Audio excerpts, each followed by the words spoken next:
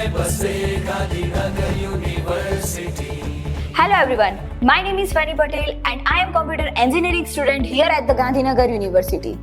My journey here has been incredible.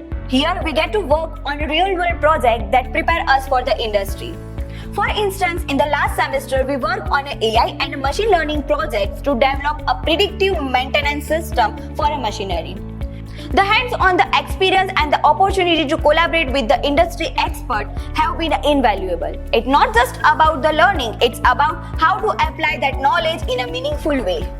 I recently participated in a TechX stream during our Tech Fest. It's an amazing event where we compete with other students from different universities in a various competitions like a code marathon, robo wars, drone competitions and many more. It's just a way to apply what we learn in a competitive and a fun environment. Additionally, Jazba is another highlight from the event, where we compete in a dance, singing and art that add a cultural dimension to our tech competition.